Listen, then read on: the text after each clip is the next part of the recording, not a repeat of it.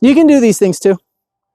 You just don't need the direction or the explicit instructions.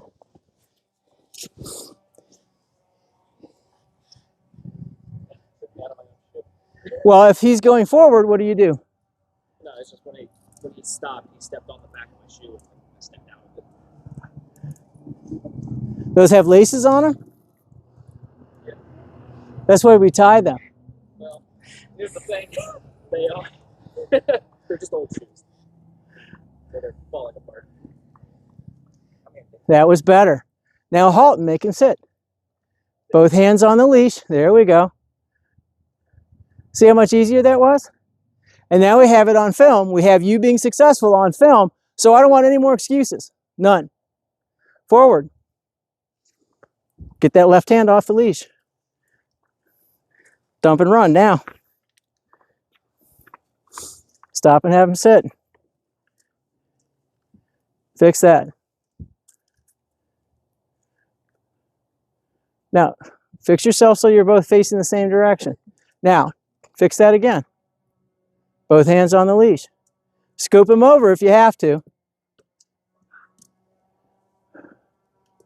Again, you have to push him away from you before you can push him into you. In the opposite direction.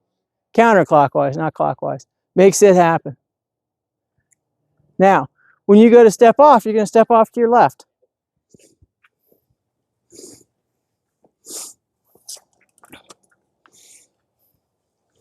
Gosh, your grass is so gummy. Yeah. Not if you're me. Look at that. He's even passing by me without blowing up.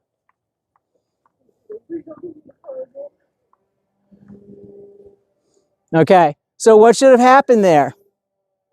Remember what I said about being prepared in advance of your need? Where should your hands have been? On the leash next to the dog so you could make sit happen. You saw all those sits with that dog. Where were my hands? I'm getting ready to slide into a stop. Left hand, right hand. If he decided to refuse, correction. Right? No. You finish what you start. He doesn't relax the leash. As soon as you make sit happen, you have to let the leash go. Now correct him. Give him that little yo-yo bounce. Bang! Big yo-yo bounce in your case. Much more effort than that. Because he keeps failing. You keep failing to correct him, so he's like, this must be right. You keep providing him feedback, and he's simply going, I can do what I want. I don't need to change. You need to make change happen. The only way you can do that is give him a consequence he respects. I'm not saying beat him, but I am saying you need to break him out of that mindset that makes him think he can do what he wants. Do you understand? Are you sure? Because I keep asking and you keep saying yes. In the moment, it feels like I understand. I need this moment to be every moment from this morning going, or from this evening going forward. That's the problem. We need to correct that. Right?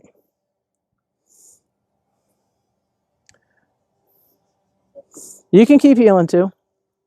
I'm watching. You might not think so, but I'm watching. That's your problem. She's going, oh shit, she's watching me too. Yep. That was a beautiful turn. Gather your leash. Now, there you go. That was perfect. You had the right idea. Every time he fails, you correct appropriately. Now fix that. He's still failing hard. Keep moving. Go back to heel. He doesn't. Get your left hand off the leash. Relax your leash. He needs much more room than that. Because again, the pressure of the leash being tight constantly, he can't win that. You have to give him room. Keep going. Slow down. Make him work at a pace you're comfortable with. Don't work at a pace you're not comfortable with. Now, line him up for a sit. Left hand, right hand. Line him up for a sit. Both hands together. There you go. Look at that nice prompt sit. Right? So you have all these skills. You just need to practice them. Yes? There's that. Okay? Same with him. So you can beat him up for making the same mistakes. Okay? Your problem with both of these dogs is allowing this forgiveness like that. There's a consequence associated with that. Get your ass back into heel position and frickin' heel. Right?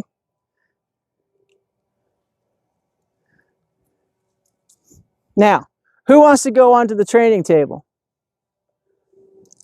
And who wants to sit beside it? Whoever gets to the training table first wins.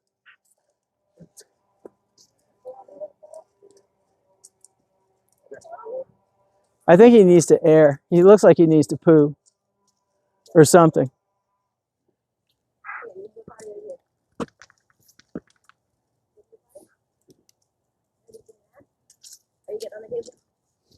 Kennel.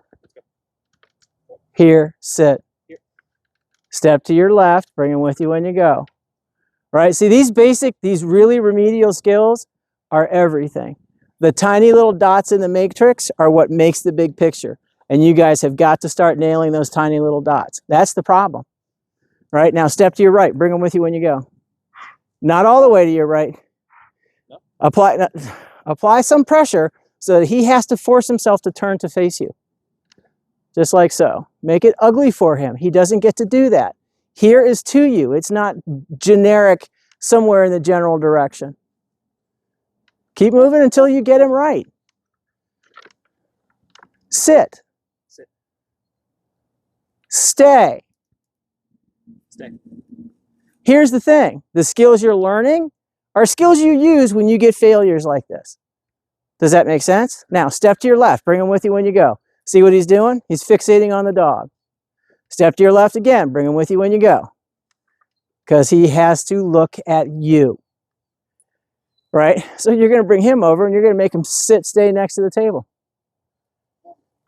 So either of you are going to correct according to your need. Relax your leash. He's not doing anything wrong yet.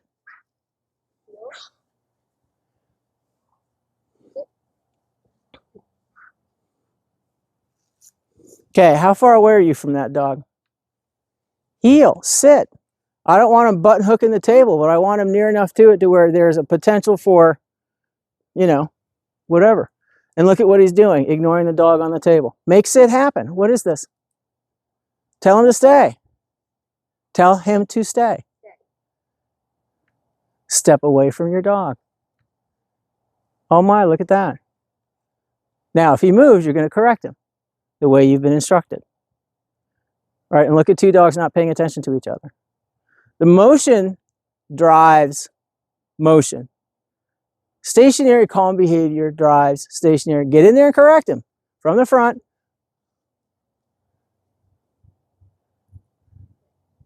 Don't repeat commands. He's not learning anything from that. Correct that. Correct that again. Both hands. Make it ugly for him. Make it uncomfortable for him so that he decides ultimately, I should probably just do what I'm supposed to.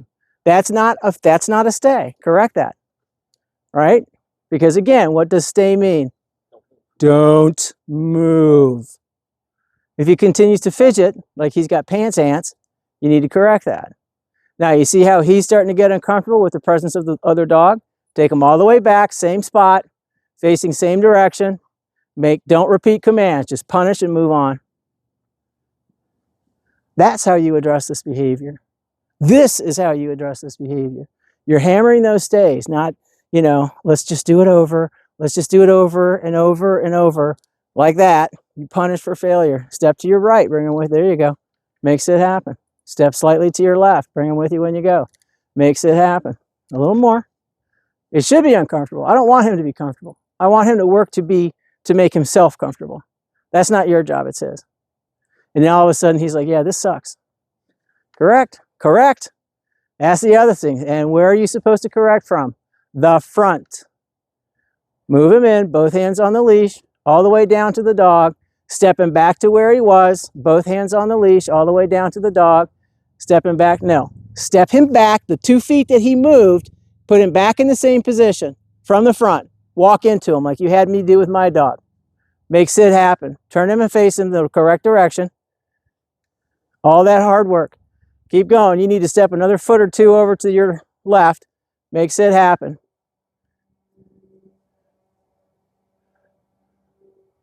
Not ideal, but better. Stop giving him additional commands.